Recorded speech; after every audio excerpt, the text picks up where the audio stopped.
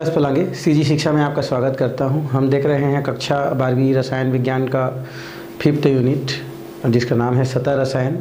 और इससे पहले वाला जो क्लास है उसमें हमने बहुत सारे टॉपिक क्या कर चुके हैं, क्लियर कर चुके हैं। इससे पहले वाला जो क्लास था उसमें हम अधिशोषण को प्रभावित करने वाले कारक देख रहे थे। ठोस पर गैसों का जो अधिशोषण होता है उसको किस प्रकार से कौन कौन से कारक हैं जो क्या कर सकते हैं, प्रभावित कर सकते हैं, वो देख चुके थे हम लोग। उनमें से लगभग हम लोग 4 कारक देख चुके थे। एक कारक जो बचा था जो कि दाब है, और ये हम आज क्या करने वाले हैं, देखने वाले हैं कि दाब किस प्रकार से है ना आपका ठोस पर गैसों के अधिशोषण को क्या करता है, प्रभावित करता है। वैसे ये देखा गया है कि यदि कोई अधिशोषक की क्या है, सतह है, और इस सतह पर अगर गैसों का क्या होता है, अधिशोषण होता है, गैसों का क्या होता है भाई, यहाँ पर अधिशोषण होता है, तो उस स्थिति में यहाँ पर जो है गैसों का दाब क्या हो जाता है, आपका कम हो जाता है। मतलब जैसे ये हमारा क्या है, अधिशोषक की सतह है, और इस अधिशोषक की सतह पर यदि गैसों का क्या होता है, अधिशोषण होता है, तो गैसों का जो दाब है वो क्या हो जाता है, आपका कम हो जाता है। और ली सतेलिया सिद्धांत ये कहता है, जो कि आप 11वीं क्लास में पढ़े, ली सतेलिया सिद्धांत। तो ली सतेलिया सिद्धांत आपको ये कहता है भाई, ली सतेलिया सिद्धांत, सतेलिया सिद्धांत ये आपका कहता है कि दाब बढ़ाने पर जो अधिशोषण होता है वो क्या होते जाता है, आपका बढ़ते जाता है। ये कौन कहता है, हमारा ली सतेलिया सिद्धांत कहता है। मतलब हमारा मतलब ये है कि दाब बढ़ाने से अधिशोषण अर्थात ठोस के ऊपर गैस का अधिशोषण क्या होते जाता है, आपका बढ़ते जाता है। तो इस तरीक़ा से हम क्या कर सकते हैं, इसमें लिख सकते हैं। यहाँ पर लिख सकते हैं भाई हम लोग गैसों के अधिशोषण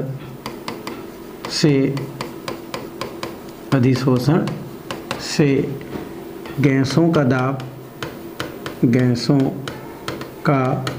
दाब क्या करता है, हमारा ये घटता है।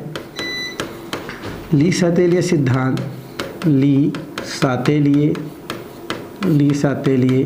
सिद्धांत के अनुसार दाब में वृद्धि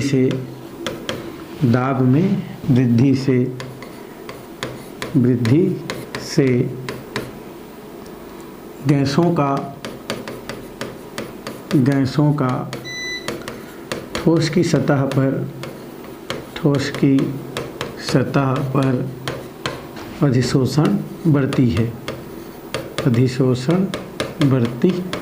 है, क्योंकि हम लोग यही पढ़ रहे हैं।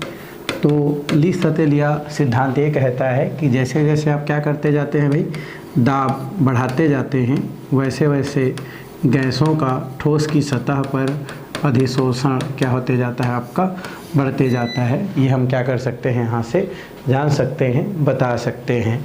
अब एक साइंटिस्ट है जिन्होंने आपके दाब के आधार पर है ना अधिशोषण पर क्या प्रभाव पड़ता है, या दाब पर जो है दाब बढ़ाने से अधिशोषण पर क्या प्रभाव पड़ता है, उसको एक आरेख के रूप में क्या किया गया है, व्यक्त किया गया है, जिसे हम समतापी वक्र या समतापी आरेख के नाम से जानते हैं। और इसको देने का श्रेय आपका जो है एक साइंटिस्ट है, फ्रेडरिक समतापी वक्र या फ्रेडरिक, जिन्होंने इस वक्र को दिया है। इस कारण उसे फ्रेडरिक समतापी वक्र या इसी को समतापी वक्र के भी नाम से जाना जाता है। तो उसी को हमको थोड़ा सा यहाँ पर क्या करना है, देखना है। तो यहाँ पर लिख देते हैं हम लोग फ्रेडरिक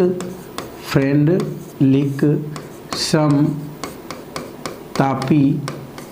हम लोग क्या बोल सकते हैं, वक्र बोल सकते हैं। ये होता क्या है, ये इसलिए दिया गया है कि किस प्रकार से दाब बढ़ाने से गैसों का अधिशोषण पर क्या प्रभाव पड़ता है। ये जो सारे प्रक्रिया है वो स्थिर ताप पर होता है, इसलिए इसको लिख देते हैं हम लोग स्थिर ताप पर गैसों की अधिशोषण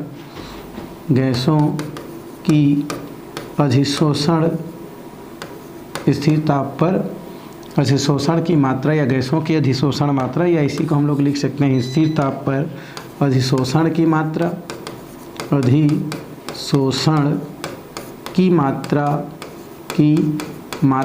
जिसे हम x/m से दर्शाते हैं की मात्रा, और दाब P के मध्य खींचा गया वक्र है ना, क्या कहलाता है हमारा, समतापी वक्र कहलाता है, समतापी वक्र कहलाता है। तो इस तरीक़ा से हम समतापी वक्र को क्या कर सकते हैं, समझा सकते हैं कि समतापी वक्र क्या होता है भाई। तो फ्रेंडलिक ने जो भी हमारा क्या था, x/m था अर्थात अधिशोषण की जो मात्रा था, और उस पर P था अर्थात प्रेशर था। तो प्रेशर डालने से अधिशोषण की मात्रा पर क्या प्रभाव पड़ता है, उसको उन्होंने एक आरेख के रूप में क्या किया, प्रदर्शित किया, जिसे हम समतापी वक्र या इसी को फ्रेंडलिक समतापी वक्र के नाम से जाना जाता है या उसको जानते हैं, जिसे हम लोग निम्न प्रकार से यहाँ पर क्या कर सकते हैं, उसको शो कर सकते हैं, प्रदर्शित कर सकते हैं। तो ये हमारा क्या बनता है, हमारा एक आरेख बनता है। और इस आरेख में हम लोग किसके मध्य लिखते हैं भाई, x/, क्या होता है हमारा, m होता है, जहाँ पर आपका जो x होता है ये अधिशोष्य की क्या होता है, मात्रा को शो करता है। अधिशोष्य की ये क्या है, मात्रा है, इसको शो करता है। और अगर हम m की बात करें तो ये अधिशोषक की मात्रा को क्या करता है, शो करता है, और दोनों को एक साथ अधिशोषण कहते हैं, है ना। तो यहाँ पर ये हो गया। तो इनके ऊपर दाब का क्या प्रभाव पड़ता है, उसको हम लोग यहाँ पर दाब लिख देते हैं। जब इन दोनों के मध्य क्या खींचा जाता है, आरेख खींचा जाता है, तो आरेख जो है आपका कुछ इस टाइप का क्या होता है, प्राप्त होता है, जिसको हम इस प्रकार से क्या कर सकते हैं, दर्शा सकते हैं। जैसे ये हमारा क्या होता है, हमारा ये होता है हमारा डॉट डॉट हो रहा है हमारा, ठीक है। इसको डॉट डॉट से क्या करते हैं, हम लोग दर्शाते हैं। इस प्रकार से इसको दर्शा सकते हैं भाई, ऐसा। और फिर ये इस प्रकार का क्या बनता है, हमारा आरेख बचता है। और ये जो आरेख बनता है वो कुछ चीज़ों को क्या करता है, यहाँ पर प्रदर्शित करता है।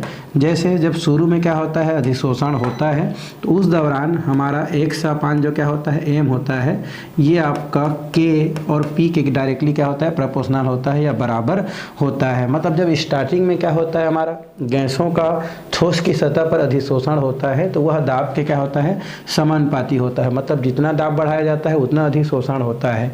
थोड़ा देर के पश्चात हमारा जो x/, क्या होता है, जो h का जो मान होता है, ये आपका क्या हो जाता है, आपका कम हो जाता है। और x/, जो m होता है, इसका जो वैल्यू है वो k और p का 1 का घात कितना हो जाता है, n हो जाता है। मतलब प्रेशर बढ़ाने से जो है गैसों का अधिशोषण उतना ज़्यादा नहीं होता है जितना पहले होता है। और एक कंडीशन लास्ट में इतना आ जाता है कि उसमें कितना भी दाब बढ़ाओ, फिलहाल उसमें जो है आपका अधिशोषण की जो मात्रा x/, जो m होता है, उस पर फिलहाल तो कोई प्रभाव नहीं पड़ता है। और ये जो हमारा स्थिति होता है वो संतृप्त ताप को क्या करता है, शो करता है। इसे हम लोग क्या बोलते हैं भाई, संतृप्त ताप कहा जाता है, या इसी को संतृप्त ताप कहते हैं। ये हो जाता है हमारा संतृप्त, और ये हो जाता है हमारा दाब को प्रदर्शित करता है, दाब को शो करता है, ठीक है। तो यहाँ पर मैं लिख देता हूँ दाब, और इसको किससे शो किया जाता है, PS से क्या किया जाता है, शो किया जाता है। तो इस तरीक़ा से जो भी हमारा प्रेशर होता है और जो भी अधिशोषण की जो मात्रा होता है, उनके बीच अगर क्या किया जाता है, ग्राफ खींचा जाता है। किनके मध्य, ये हो गए प्रेशर और ये हो गए अधिशोषण की मात्रा। तो हमको कुछ इस तरीक़ा से क्या होता है, आरेख प्राप्त होता है, जिसमें आपको पहला जो दिख रहा है स्टार्टिंग में, उसका जो मान होता है, अर्थात x/m जो अधिशोषण की मात्रा होता है, उसका मान जो है जब क्या करते हैं हम लोग प्रेशर बढ़ाते हैं, तो वो धीरे धीरे अधिशोषण क्या होते जाता है, प्रेशर के अनुसार बढ़ते जाता है। मतलब यहाँ पर पहला पॉइंट ये कर रहा है कि जैसे जैसे प्रेशर बढ़ाया जाता है वैसे वैसे क्या होते जाता है, अधिशोषण की मात्रा बढ़ती जाती है। कुछ कंडीशन के बाद क्या होता है, हमारा ये वाला स्थिति प्राप्त होता है। इस स्थिति का मतलब ये होता है कि कुछ % क्या हो जाता है, अब मुक्त संयोजकता कम हो जाता है, इसलिए अधिशोषण की मात्रा प्रेशर बढ़ाने के साथ बढ़ता नहीं है, कुछ बढ़ता है बोल सकते हैं, पहले जैसा उसमें आपको परिवर्तन देखने को नहीं मिलता है। और लास्ट कंडीशन एक ऐसा रहता है कि कितना भी प्रेशर बढ़ाओ, हम उसमें x/m अर्थात अधिशोषण की जो मात्रा होता है क्या होता है, आपका 0 होता है। वजह ये होता है कि यहाँ तक जाते जाते हमारा जो भी अधिशोषक की जो क्या होता है, सतह है, उस सतह की जो मुक्त संयोजकता होता है वो क्या हो जाता है, ख़त्म हो जाता है। और ख़त्म हो जाने के पश्चात कितना भी आप प्रेशर लगाओ गैसों के ऊपर, उनमें अधिशोषण नहीं होता है। तो इस आरेख से उसको क्या किया जा सकता है, समझाया जा सकता है। तो आपको इसमें कहने का मतलब ये है कि पहला चीज़ तो दाब पर या दाब का अधिशोषण पर क्या प्रभाव पड़ता है। तो ली सतेलिया सिद्धांत का कहना ये है कि जैसे जैसे क्या किया जाता है, दाब बढ़ाया जाता है, वैसे वैसे अधिशोषण की मात्रा क्या होते जाता है, बढ़ते जाता है। और अधिशोषण पर दाब का क्या प्रभाव पड़ता है उसको बताने के लिए फ्रेंडलिक ने एक समतापी वक्र दिया है जो स्थिर ताप पर होता है, जिसको इस प्रकार से परिभाषित किया जा सकता है कि स्थिर ताप पर अधिशोषण की जो मात्रा, जिसको हम x/m से दर्शाते हैं, और जो दाब होता है जिसको p से दर्शाते हैं, उनके मध्य जो भी संबंध होता है उसको एक वक्र के रूप में क्या किया जाता है, दर्शाया जाता है। उसी को हम लोग क्या बोलते हैं, समतापी वक्र या फ्रेंडलिक समतापी वक्र कहते हैं। जिस वक्र को इस प्रकार से क्या किया जाता है, दर्शाया जाता है, जहाँ पर x/m जो क्या होता है, m होता है। ये x/m अधिशोषण की जो मात्रा है उसको प्रदर्शित करता है, अधिशोषण की जो क्या है हमारा मात्रा है उसको शो करता है। और ये जो अधिशोषण की मात्रा होता है उसका दाब पर क्या प्रभाव पड़ता है, तो उसको हमको देखते हैं कि जैसे जैसे क्या करते हैं, जब शुरू में हम क्या करते हैं, दाब बढ़ाते हैं, किस पर, अधिशोषण पर। मतलब कुल मिला के दाब जब शुरू में बढ़ाया जाता है तो गैसों पर ना, ये गैस है, और इस गैस पर जब क्या किया जाता है, प्रेशर जब शुरू में लगाया जाता है तो इसका अधिशोषण हमारे द्वारा लगाए गए दाब के क्या होता है, समानुपाती होता है स्टार्टिंग में ना। तो इसलिए इसको x/m = kp से क्या किया जाता है, दर्शाया जाता है। और इसका मतलब ये है कि जब शुरुआत किया जाता है उस दौरान गैसों पर जितना क्या किया जाता है, दाब डाला जाता है, उतना ही ज़्यादा क्या होता है, उसके अधिशोषक की सतह पर क्या होता है, आपका अधिशोषण होता है। अब अधिशोषण तो स्टार्टिंग में हो जाता है, तो कुछ संयोजकता अधिशोषक का क्या हो जाता है, पूर्ण हो जाता है। फिर सेकेंड स्टेप में आपको देखने को मिल रहा है कि एक स्थिति बाद में सेकेंड स्टेप ये आता है कि अब दाब बढ़ाते हैं तो उस स्थिति पर क्या होता है, x/m अर्थात अधिशोषण की मात्रा पहले से क्या हो जाता है, कम हो जाता है।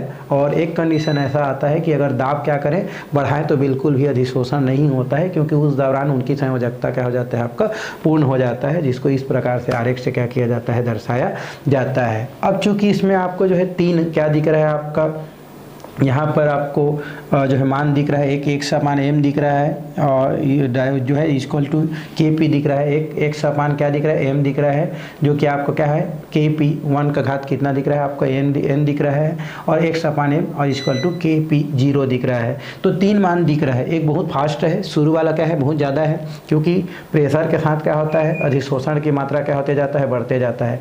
लास्ट इतना है कि प्रेशर कितना भी लगाओ, अधिशोषण पर कोई प्रभाव नहीं पड़ता है। तो ये जो बीच वाला जो बच जाता है, यहीं से हमको अभिक्रिया की दर के क्या होता है, पता चलता है। आपको पता है ना, इससे पहले दर निर्धारक पढ़ चुके हो ना, तो उसमें क्या होता है कि जो बीच वाला स्थिति होता है वहीं से किसी भी प्रक्रिया का दर क्या किया जा सकता है, निकाला जा सकता है। तो शुरू तो बहुत फास्ट है, लास्ट बिल्कुल स्लो है। तो बीच वाला जो हमारा मध्यम जो स्थिति है उसको क्या कर लिया जाता है, पकड़ लिया जाता है, और पुनः एक आरेख क्या किया जाता है, यहाँ से निकाला जाता है। तो बीच वाला जो हमारा स्थिति है कौन सा हमारा, तो हम मध्यम अभिक्रिया की बात करते हैं।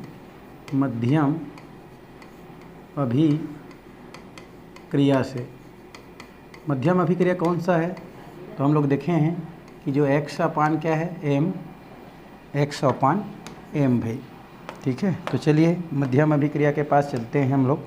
मध्यम अभिक्रिया क्या है हमारा, x/m = k, है ना। उसके बाद p 1 का घात कितना हो गया हमारा, n। इसको समीकरण कितना दे देते हैं, 1 दे देते हैं, क्योंकि यहीं से हमको दर क्या होता है, पता चलता है। चलिए समीकरण 1 के दोनों पक्षों में लघुगणक लेते हैं। समीकरण 1 के दोनों पक्षों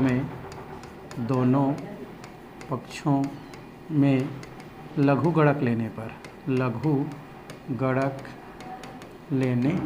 पर तो लघुगणक लेते हैं तो क्या हो जाता है भाई हमारा, लॉग ये हो जाता है x/m बराबर ये हो जाता है log k प्लस ये हो जाता है log p 1 का घात कितना हो गया, n।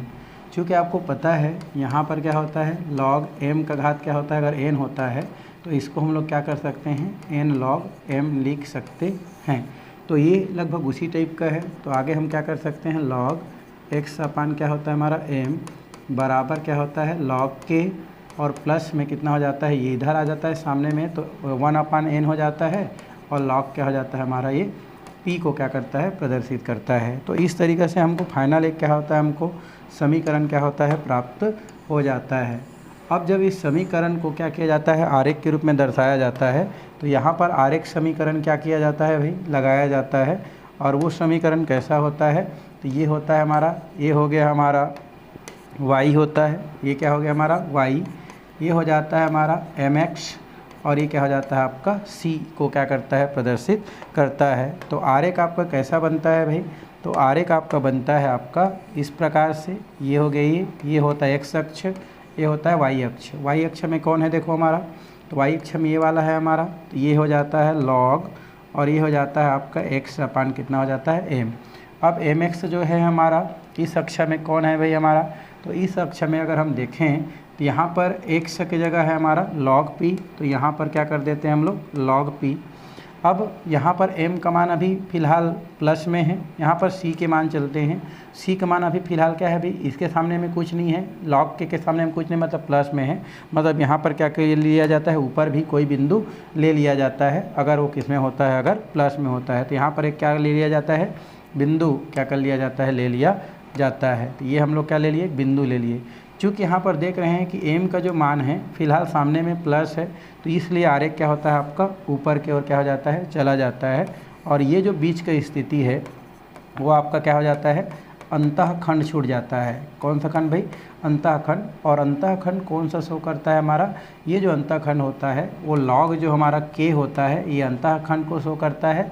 और अगर हम स्लोप की बात करें, स्लोप जहाँ से अभिक्रिया की दर क्या होता है, निर्धारित होता है, ये जो स्लोप होता है, स्लोप जो हो गया हमारा, ये स्लोप कौन शो करता है हमारा, ये 1/n जो क्या होता है n है, वो क्या करता है आपका स्लोप को शो करता है। तो इस तरीक़ा से जो मध्यम अभिक्रिया होता है उस अभिक्रिया को क्या किया जा सकता है आपका, इस प्रकार से आरेख से क्या किया जा सकता है, समझाया जा सकता है। अब चलते हैं आगे, हमारा दिया है अधिशोषण के क्या देखना है, अनुप्रयोग। अनुप्रयोग भी इम्पोर्टेंट है, कभी कभी एक नंबर में क्वेश्चन कर देता है। तो अधिशोषण के बहुत सारा यहाँ पर अनुप्रयोग दिया गया है भाई, है ना। जैसे नमी को दूर करने में, है ना, नमी को दूर करने में हम लोग क्या कर सकते हैं, नमी को दूर करने में हम अधिशोषण जो होता है उसका क्या कर सकते हैं, उपयोग कर सकते हैं। तो नमी को क्या करने में भाई, दूर करने में, सब 1 by 1 हम देखेंगे, नमी को दूर करने में इसका प्रयोग कर सकते हैं।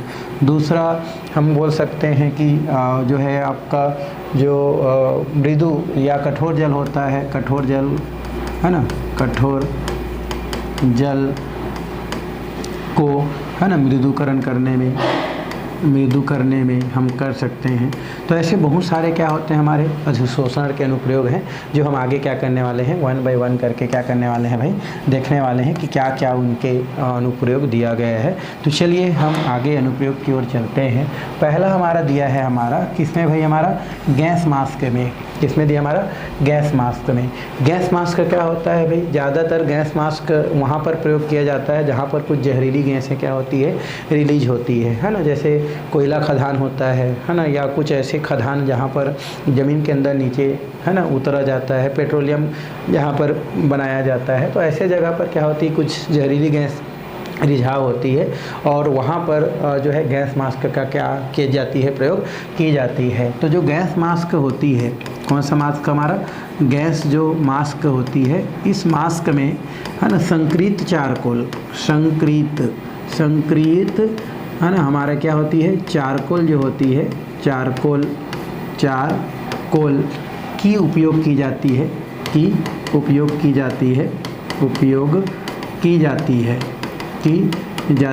जो संक्रित चारकोल होता है हमारा, छिद्रयुक्त जो चारकोल होता है उसका क्या की जाती है, उपयोग की जाती है। जो हानिकारक जो क्या होती है हमारी, जो गैस होती है, हानिकारक जो क्या है हमारी गैस है, हानिकारक गैस जैसे हम बोल सकते हैं CH4 है, H2S है, कार्बन मोनोऑक्साइड है, आदि गैसों को क्या कर लेती है, अवशोषित कर लेती है, आदि गैसों को क्या कर लेती है भाई, अधिशोषित कर लेती है, अधिशोषित कर कर लेती है और है ना स्वच्छ ऑक्सीजन क्या करती है, उपलब्ध कराती है, ऑक्सीजन उपलब्ध कराती है। तो इस तरीक़ा से इसमें क्या की जा सकती है भाई, लिखी जा सकती है, क्या लिखी जा सकती है कि जो हमारे क्या होती हैं, जो गैस मास्क होती हैं, उस गैस मास्क में क्या होती है, संग्रहित चारकोल है ना, सिलिका, ये क्या होती है हमारी भरी होती है, या संग्रहित चारकोल क्या होती है आपकी भरी होती है। किसमें भाई, गैस मास्क में संग्रहित जो चारकोल होती है भरी रहती है। और ये जो संग्रहित चारकोल होती है वो हानिकारक जो क्या होती है, गैस होती है, जैसे हमारा मेथेन है ना, हाइड्रोजन सल्फाइड है, कार्बन मोनोऑक्साइड है, आदि गैसों को क्या कर लेती है, सोख लेती है। और सोखने के पश्चात वहाँ पर क्या करती है, आपका शुद्ध ऑक्सीजन जो भी उस क्षेत्र में काम करने वाले जो व्यक्ति हैं उनके लिए क्या करती है, वो शुद्ध ऑक्सीजन क्या करती हैं, प्रोवाइड कराती हैं। और जिसके कारण उस क्षेत्र पर काम करने वाले जो भी व्यक्ति हैं वो अच्छे से क्या करती हैं, आपका काम कर पाती हैं। तो इस तरीक़ा से जो हमारा अधिशोषण का जो पहला अनुप्रयोग है वो उसको इस प्रकार से क्या की जा सकती है, हेडिंग देके लिखी जा सकती है। अगर आपसे क्वेश्चन पूछी जाती है तो आप क्या करना है, आपको गैस का जो मास्क में बोल देना, उसके बाद आप क्या करना, डेश कर देना, और ये जो बातें हैं उसको क्या कर देना, लिख देना। आपका अनुप्रयोग क्या हो जाता है, वहाँ पर आपका पूर्ण हो जाती है भाई। तो इस तरीक़ा से पहला वाला जो पॉइंट है उसमें क्या की जा सकती है, अनुप्रयोग को बताई जा सकती है। दूसरा है हमारा, दूसरा दिया है उच्च कोटि की निर्वात उत्पन्न करने में। उच्च कोटि की जो निर्वात उत्पन्न करने में, इसका मतलब ये होती है उच्च कोटि की निर्वात किस प्रकार से उत्पन्न की जाती है। तो उच्च कोटि की निर्वात उत्पन्न करना मतलब क्या होता है, निर्वात, उच्च कोटि की निर्वात का मतलब होता है पूरा हमारा उसको बिल्कुल शुष्क करना, ये बोल सकते हैं। कोई भी हमारा क्या होता है, मान लो कोई पात्र होता है, ये जो पात्र है, इस पात्र में हमको क्या करना है, पूरा इसको बिल्कुल कोई भी इसमें गैस या कोई भी जो है थोड़ा बहुत जल वाष्प बिल्कुल ना हो, तो उसको हम लोग क्या करते हैं, पूर्ण रूप से जब क्या करते हैं उसको वहाँ से हटा देते हैं, तो वो होता है आपका उच्च कोटि की निर्वात उत्पन्न करने में। सबसे पहले क्या करते हैं, जो भी पात्र होता है उसमें जो भी हमारा क्या होता है, हवा रहता है, उन हवाओं को या उन गैसों को या उन जल वाष्पों को पहले तो हम लोग क्या करते हैं, निर्वात जो क्या होता है, जो पंप होता है, निर्वात जो पंप होता है, उस पंप के द्वारा क्या करते हैं, पहले उसको आपका अलग करते हैं। मान लो इसके अंदर बहुत सारे क्या है, नमी है, या नमी नहीं बोल सकते हैं, जल वाष्प बोल सकते हैं, बहुत सारा गैस है। तो पहले उसको निर्वात पंप के द्वारा क्या करते हैं, आपका अलग करते हैं, पंप जो होता है उसके द्वारा अलग करते हैं। और उसके बाद जो निर्वात पंप के द्वारा भी यहाँ से कुछ हमारा क्या होता है, जो गैस होता है या कुछ अन्य पदार्थ होता है जो हानिकारक होता है, उनको दूर करने के लिए फिर इसमें क्या कर दिया जाता है, आपका कई प्रकार के पदार्थ जैसे सिलिका जेल या चारकोल है ना, ये सब क्या कर दिया जाता है, इसके अंदर भर दिया जाता है। और भर देने के पश्चात जो बचा हो खोचा, इसमें जो भी क्या होता है आपका जो अशुद्धियाँ होता है, उन अशुद्धियों को वो चारकोल जो होता है या जो भी उनमें जो पदार्थ हम लोग क्या किए हैं, मिलाए हैं, वो पदार्थ क्या करता है, सोख लेता है, अवशोषित कर लेता है। और इस तरीक़ा से उसमें क्या होता है, आपका उच्च कोटि के निर्वात क्या हो जाता है, आपका उत्पन्न हो जाता है। तो आप क्वेश्चन में अगर आता है तो इसमें हेडिंग दे के आप लिख सकते हैं कि उच्च कोटि के निर्वात उत्पन्न करने में हम क्या कर सकते हैं, अधिशोषण का प्रयोग कर सकते हैं। इसमें सबसे पहले हम लोग क्या करते हैं, किसी भी यंत्र के अंदर जो भी हमारे मटेरियल्स हैं, अशुद्धियाँ हैं, उनको हम लोग पहले जितना हो सके निर्वात पंप के द्वारा क्या करते हैं, हम लोग उसको बाहर निकालते हैं। और उसके बाद जो बच जाता है उसको क्या करने के लिए, सोखने के लिए उसमें कोई चारकोल या अन्य हमारे जो क्या होते हैं, जो अधिशोषक होते हैं, वो क्या कर देते हैं, उसमें डाल देते हैं। और उससे क्या होता है, उसके अंदर की फिर सारे हमारे अशुद्धियाँ क्या हो जाती हैं, दूर हो जाती हैं। और इस तरीक़ा से वो आपका एक शुष्क या उच्च कोटि की निर्वात क्या हो जाती है, उत्पन्न हो जाती है। तो ये दूसरा पॉइंट में ये बातें जो है वो क्या की जा सकती है, लिखी जा सकती है। थर्ड नंबर हम देखें तो नमी क्या करने में, दूर करने में इसकी प्रयोग की जाती है। नमी दूर करने में कैसे प्रयोग की जाती है भाई, आप समझें, हेडिंग को लिखा है, उसके बाद जो बोला जा रहा है उसको समझें और उसके अपने वर्डों में लिखने का प्रयास करें। क्योंकि इसमें अगर मैं थ्योरी लिख भी देता हूँ तो फिर उतना को आप रटेंगे तो ठीक नहीं है भाई। आप समझें और हेडिंग सही लिखें, उसके बाद उसके अंदर में क्या चीज़ समझाया गया है, क्या चीज़ बोला गया है, उसको आप अपने भाषा में क्या करते जाए, लिखते जाए। थर्ड नंबर है नमी दूर करने में। तो नमी दूर करने में भी क्या की जाती है, अधिशोषण की क्या की जाती है भाई, प्रयोग की जाती है। क्या दूर करने में, नमी दूर करने में अधिशोषण की क्या की जाती है, उपयोग की जाती है। अधिशोषण है ना की क्या की जाती है आपकी उपयोग की जाती है, उपयोग की जाती है। कैसे की जाती है ना, आपने देखा होगा कि जो इलेक्ट्रिक जो सामान होती है, कौन सा सामान भाई, इलेक्ट्रिक या इलेक्ट्रॉनिक जो क्या होती है हमारी सामान होती है, इलेक्ट्रॉनिक सामान में सिलिका जेल की है ना, सिलिका हमारी क्या होती है, जो जेल होती है, सिलिका है ना जेल की है ना, छोटी छोटी क्या होती है, पैकेट होती है, छोटी छोटी क्या होती है हमारा, पैकेट होती है भाई, पैकेट होती हैं जो है ना आसपास के नमी को अवशोषित कर इलेक्ट्रॉनिक यंत्र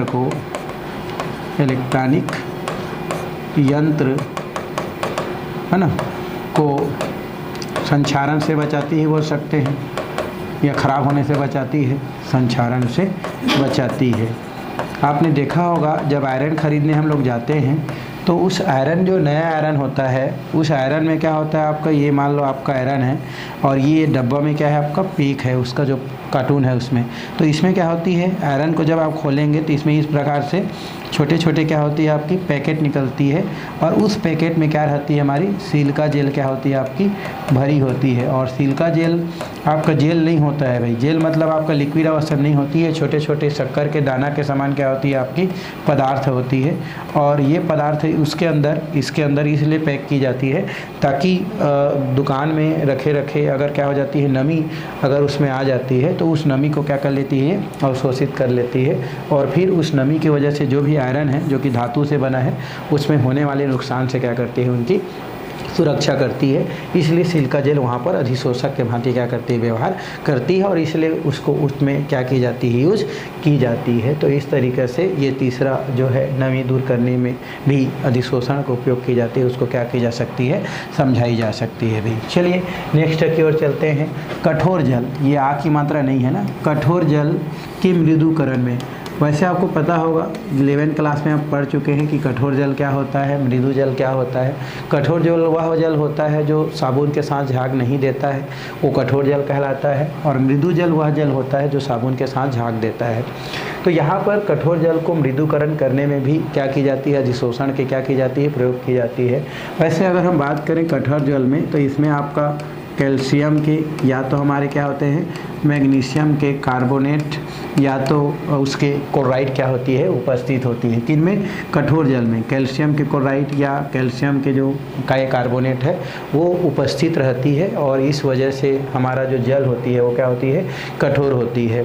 तो उस कठोर जल को मृदु करने के लिए हम लोग अधिशोषण के क्या की जाती है, उपयोग की जाती है। मतलब कठोर जल को मृदुकरण करने के लिए है ना अधिशोषण का उपयोग की जाती है। कठोर जल में क्या पाई जाती है, कैल्शियम आयन या मैग्नीशियम आयन के लवण क्या होती है, पाई जाती है, और इसको दूर करने के लिए क्या की जाती है, जियोलाइट ली जाती है। आगे हम लोग जियोलाइट के बारे में पूरा डिटेल पढ़ेंगे, अभी थोड़ा सा पढ़ते हैं। तो जियोलाइट है ना एक हमारा पदार्थ होती है, ये ली जाती है, जिसका सामान्य फार्मूला हम लोग बोल सकते हैं है ना, सोडियम एल्युमिनियम क्या होती है हमारी, सिलिकेट होती है, सोडियम एल्युमिनियम सिलिकेट। ये जो सोडियम एल्युमिनियम सिलिकेट होती है अर्थात जो जियोलाइट होती है, ये आपकी क्या होती है, इस प्रकार से छिद्र युक्त होती है। क्या होती है हमारी, छिद्र युक्त होती है। और जैसे ही हमारा जो कठोर जल होती है जिसमें कैल्शियम और मैग्नीशियम के जो क्या होती है लवण पाई जाती है, उसको अगर ये जो हमारा जियोलाइट है जो कि छिद्र युक्त होती है, उसमें जब क्या की जाती है, प्रवाहित की जाती है, तो प्रवाहित करने से क्या करती है, ये हमारा जो जियोलाइट होती है वो कैल्शियम और जो मैग्नीशियम होती है उनको क्या कर लेती है, सोख लेती है, और बदले में पानी में क्या छोड़ जाती है, हमारा सोडियम क्या कर जाती है, छोड़ जाती है, और इस तरीक़े से कठोर जल किसमें बदल जाती है, आपका मृदु जल में क्या हो जाती है, आपकी परिवर्तित हो जाती है। तो इस पॉइंट में इतना क्या की जा सकती है, लिखी जा सकती है। आपको ध्यान रखें, मैं लिखवा नहीं रहा हूँ, आपको समझा रहा हूँ भाई, कुछ चीज़ों को आपको भी लिखने की क्या है, आवश्यकता है ना। नहीं तो फिर हम ही सब चीज़ कर देंगे तो आप नोट्स नहीं बनाएंगे तो कोई मतलब नहीं है, ठीक है। तो इसको आपको क्या करना है, आपको समझ के अपने भाषा में लिखना है कि कठोर जल का मृदुकरण में अधिशोषण किस प्रकार से प्रयोग की जाती है। तो आप बोल सकते हैं कि जो कठोर जल होती है उस कठोर जल में आपकी कैल्शियम की और मैग्नीशियम के क्या पाई जाती है, लवण पाई जाती है, और जिसके कारण पानी क्या होती है, कठोर होती है। उनको दूर करने के लिए उनको जियोलाइट जो क्या होती है, सोडियम एल्यूमिनियम सिलिकेट होती है, उसमें प्रवाहित की जाती है, जिससे जो कठोर जल होती है उसमें से कैल्शियम और मैग्नीशियम को जियोलाइट क्या कर लेती है, अवशोषित कर लेती है, और बदले में उसको पानी में क्या छोड़ देती है, सोडियम छोड़ देती है, जिससे कठोर जल मृदु जल में क्या हो जाती है, परिवर्तित हो जाती है। और इस तरीक़ा से अधिशोषण का उपयोग, कठोर जल को मृदुकरण करने में क्या की जाती है, आपका उपयोग की जाती है। तो ये हमारा कौन सा हो गया, हमारा 4th पॉइंट। चलिए यहाँ पर क्या होती है, हमारा 5th पॉइंट, चीनी को रंगीन करने में। चीनी आपने देखा होगा, चीनी शक्कर को बोलते हैं भाई, है ना। कब चीनी बोलते हैं, कब शक्कर बोलते हैं, अपने टीचर से पूछना, ठीक है। आप जहाँ स्कूल में जाते हो, सर चीनी कब कहते हैं और शक्कर कब कहते हैं, ऐसे करके, ठीक है। एक क्वेश्चन है, ओके। मैं भी टीचर हूँ आपका, ठीक है, वैसे पढ़ा रहा हूँ तो चीनी और शक्कर में कुछ डिफरेंट होगा, आप अपने से बताएंगे भाई।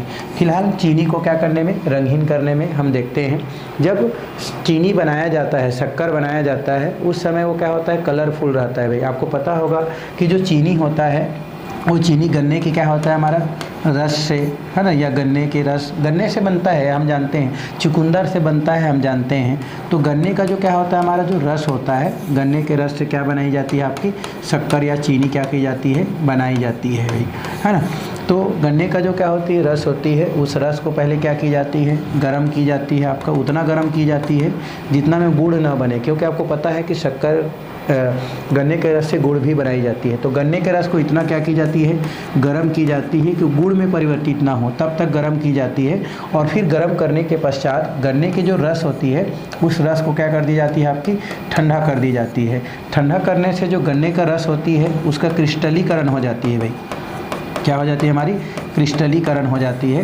क्रिस्टलीकरण मतलब वो क्रिस्टल में परिवर्तित हो जाती है, बड़ा बड़ा क्या हो जाती है, इसका क्रिस्टल बन जाती है। और वो जो भी हमारा गन्ने का रस का जो क्रिस्टल बनी होती है वो बड़ा बड़ा होता है, आपका इस प्रकार से बड़ा बड़ा होती है। और इसके अंदर कई प्रकार की क्या होती है, कलर पाई जाती है, पीले कलर का या अन्य कलर का क्या होती है, इनमें आपका कलर बहुत सारा पाई जाती है। तो उन कलरों को दूर करने में किसकी प्रयोग की जाती है, अधिशोषण के प्रयोग की जाती है। इन शक्कर के जो बड़े बड़े क्या होती है, जो कण होती है शुरू में, उनको फिर फैक्ट्री में क्या की जाती है, ले जाई जाती है। और फैक्ट्री में ले जाने के पश्चात वहाँ पर कुछ क्या होती है, अधिशोषक होती है। क्या होती है, हमारी अधिशोषक। जैसे ये बड़ा बड़ा हमारा क्या है, टीला है। अब इसको क्या करते हैं हम लोग, जैसे धान कुटाई करने जाते हैं तो यहाँ पर क्या होता है, हाफर होता है, इसमें क्या कर देते हैं हम लोग, इस प्रकार से धान को क्या कर देते हैं, डाल देते हैं, और एक साइड से क्या निकलता है, यहाँ से चावल निकलता है। बस वैसा ही है कि यहाँ पर जो क्या होते हैं, हमारे शक्कर के बड़े बड़े जो हमारे वो क्रिस्टल बने हैं जिसमें कलर पाए जाते हैं, उनको दूर करने के लिए उनको फैक्ट्री से क्या की जाती है, उनको इस प्रकार से पत्थर टाइप का जो हमारा शक्कर के कण है उनको गुजारी जाती है। और उनके मार्ग में फिर अधिशोषक रख दी जाती है, जो मुख्यतः जंतु चारकोल जो होती है वो होती है। कौन सा भाई, हमारा जंतु चारकोल होती है। जंतु चारकोल मतलब हड्डी, है ना, जानवर का हड्डी, है ना। ये क्या की जाती है, यहाँ पर रहती है।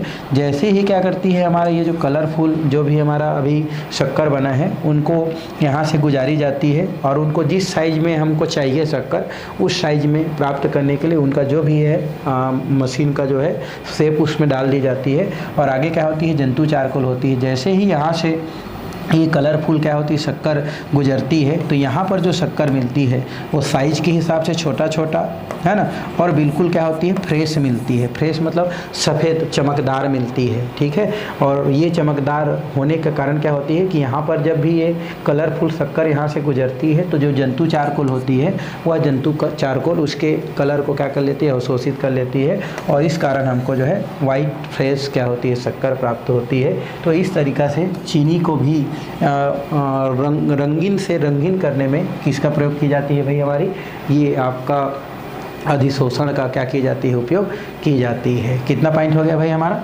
5 पॉइंट, ठीक है। वैसे उतना पॉइंट लिखने की आवश्यकता नहीं होती है, जब भी क्वेश्चन की जाती है ना 3 से 4 पॉइंट ही लिखी जा सकती है, ठीक है। और जानते हो तो 1 पॉइंट आप ज़्यादा भी लिख सकते हैं। आगे है क्रोमेटोग्राफी में 6 पॉइंट क्या दिया हमारा क्रोमेटोग्राफी में।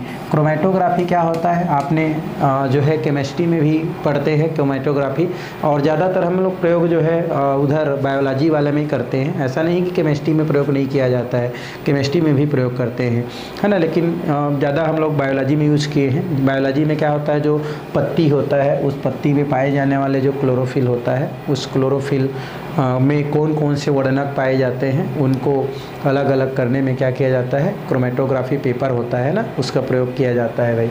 तो क्रोमेटोग्राफी जो पेपर होता है, इस क्रोमेटोग्राफी पेपर भी अधिशोषण के तर्ज पर क्या करती है, कार्य करती है। जैसे अगर हमको किसी का क्या निकालना है, मान लो कलर निकालना है, जैसे हम लोग पत्ती में ही अगर देखते हैं तो पत्ती को क्या की जाती है, पहले बारीक पीस करके उसका रस बनाई जाती है, और क्रोमेटोग्राफी पेपर पर किसी बिंदु पर उसको इस प्रकार से क्या कर दी जाती है, टपका दी जाती है।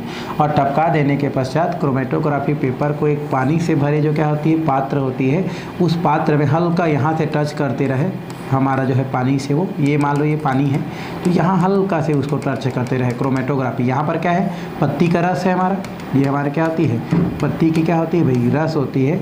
अब यहाँ पर टच करवा दी जाती है किसको, क्रोमेटोग्राफी पेपर को, किससे, पानी से। तो धीरे धीरे क्या होती है, पानी ऊपर चढ़ती है, ऊपर चढ़ती है, और ये ऊपर चढ़ने के पश्चात यहाँ पर क्या होती है, जैसे ही इसके संपर्क में पानी आती है, यहाँ पर जो भी कलर होती है पानी के साथ घुल जाती है, और ये पूरे है ना क्रोमेटोग्राफी पेपर में क्या हो जाती है, पूरी तरीक़ा से थोड़ा देर में क्या हो जाती है, फैल जाती है।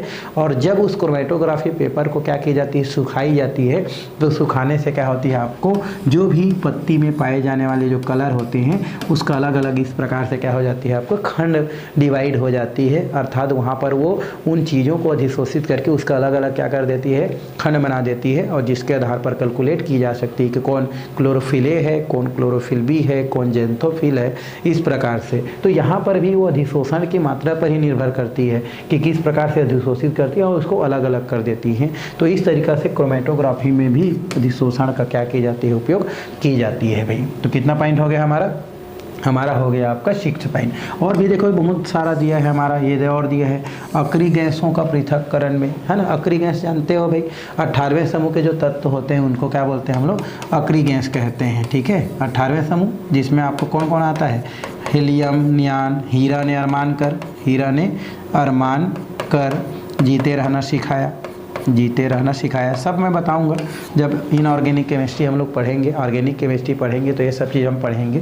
तो ये 18वें समूह के जो तत्व होते हैं, इस 18वें समूह के तत्व को पृथक्करण करने में भी जो है आपका अधिशोषण का प्रयोग की जाती है। इसके लिए चारकोल का प्रयोग की जाती है भाई। क्या इसके लिए प्रयोग की जाती है, चारकोल जो होती है, चारकोल बहुत प्रकार का होती है भाई, है ना। ये सब 11वीं क्लास का है, जंतु चारकोल, रक्त चारकोल, हड्डी चारकोल, है ना, कोयला के चारकोल, बहुत सारे चारकोल पाई जाती है।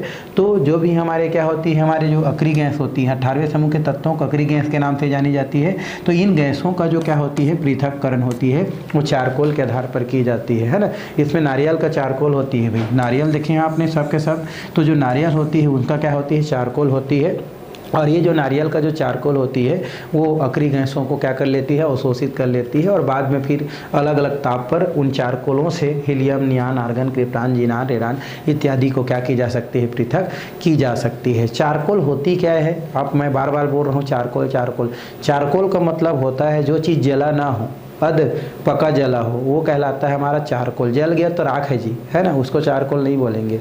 चारकोल किसको बोलते हैं, जैसे लकड़ी आप क्या होते हैं, लकड़ी को जब जलाते हैं तो लकड़ी क्या हो जाता है, जितना जल जाता है वो राख बनता है। उसके बाद जो काला काला बचा रहता है ना यहाँ पर, जो इनकम्प्लीट जला रहता है, जलवे नहीं कह रहता था, तो फिर बाद में जलता है नहीं, तो वो कहलाता है हमारा चारकोल। मतलब कुल मिला के चारकोल का मतलब होता है किसी भी पदार्थ से नमी को क्या कर दो, उड़ा दो।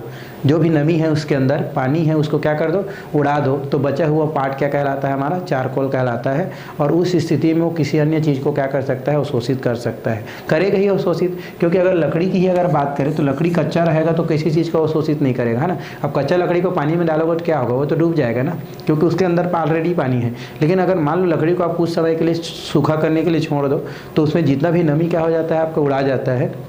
तो क्या हो गया, उसके अंदर छिद्र बच गया क्योंकि पानी सब भाग गया। इसलिए जब उसको पानी में छोड़ दोगे तो क्या हो जाता है, ऊपर तैरता है। वजह क्या है कि उसके अंदर आपका छिद्रियाँ छूट गए हैं और उन्हीं छिद्रियों की वजह से किसी चीज़ को क्या कर सकता है, अवशोषित कर सकता है। यही अधिशोषण होता है। तो इनमें भी अक्रिय गैसों का जो पृथक्करण होता है अर्थात उसको अलग करना चारकोल के माध्यम से किया जाता है। और चारकोल में हम किसका प्रयोग करते हैं, हम लोग नारियल का जो चारकोल है उसका प्रयोग करते हैं। तो आप इस प्रकार से टॉपिक दे करके जो भी बोला जा रहा है, जो भी समझाया जा रहा है, उसको आप क्या कर सकते हैं, लिख सकते हैं, बता सकते हैं।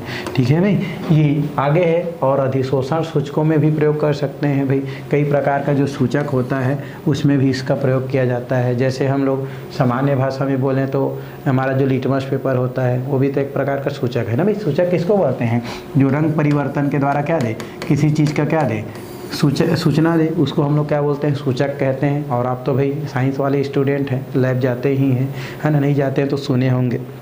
उसमें लिटमस पेपर होता है। क्या होता है हमारा भाई, लिटमस पेपर, है ना, लिटमस पेपर। और ये जो लिटमस पेपर होता है इनके द्वारा अम्ल का, है ना, और क्षार का क्या करते हैं, पता करते हैं। तो इनमें भी हम क्या करते हैं, अधिशोषण का उपयोग करते हैं। जैसे लाल लिटमस पेपर को नीला कर दे तो क्षार कहलाता है, और नीला को लाल कर दे तो क्या कहलाता है, आपका अम्ल कहलाता है। तो इस तरीक़े से क्या किया जा सकता है, आपका ये जो अधिशोषण है उस अधिशोषण को प्रभावित करने वाले जो कारक हैं उनको क्या किया जा सकता है, समझा, पढ़ा, लिखा जा सकता है। और क्वेश्चन कहीं से भी आ सकता है भाई। आप ये मत सोचो कि हर साल जो इम्पोर्टेंट है वही हर साल इम्पोर्टेंट हो। अब हमारा जनरेशन चेंज हो रहा है, क्वेश्चन कहीं से भी कर सकता है। ठीक है, वैसे तो अभी तक ये है कि जो भी हमारा जो क्वेश्चन आता है वो लगभग 3 साल पहले जो भी क्वेश्चन आपका आया है जिसे अनुसार बोलते हैं उसी में से क्वेश्चन किया जाता है। लेकिन 1 नंबर का क्वेश्चन कहीं से भी कर लेता है। और हम जो लेसन पढ़ रहे हैं वहाँ से 1 नंबर का क्वेश्चन पूछता है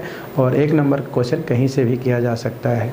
तो इस तरीक़ा से हमारा ये जो सतह रसायन का जो पहला पार्ट था, हम लोग सतह रसायन को कितने भागों में बांटे थे, 3 भागों में बांटे थे। पहला हम लोग बांटे थे क्या भाई, अधिशोषण।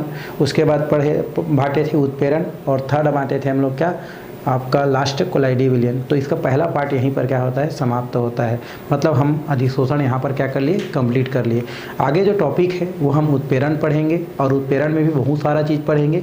और लास्ट जो टॉपिक है वो है कोलाइडी विलयन, वो हम लोग लास्ट में पढ़ेंगे। और सबसे बड़ा अगर इसमें जो टॉपिक पढ़ेंगे वो कोलाइडी विलयन ही है। तो फिलहाल हमारा फर्स्ट जो वो है सतह रसायन के अंदर पढ़ने वाला जो अधिशोषण है वो यहीं पर क्या होता है, कंप्लीट होता है। और यहाँ से क्वेश्चन के तौर पर आपका भौतिक अधिशोषण, रासायनिक अधिशोषण में जो अंतर है वो ज़्यादातर क्वेश्चन पूछा जाता है। और छोटे छोटे और भी पढ़े हम लोग, विशोषण, अधिधारण, है ना, अधिशोषण, ये भी 1 नंबर के क्वेश्चन में आपसे पूछ सकता है। तो आज के क्लास यहीं पर ख़त्म करते हैं। और नेक्स्ट जो क्लास है उसमें हम लोग फिर उत्प्रेरण से संबंधित जो भी जानकारी है वो क्या करने वाले हैं, पढ़ने वाले हैं भी।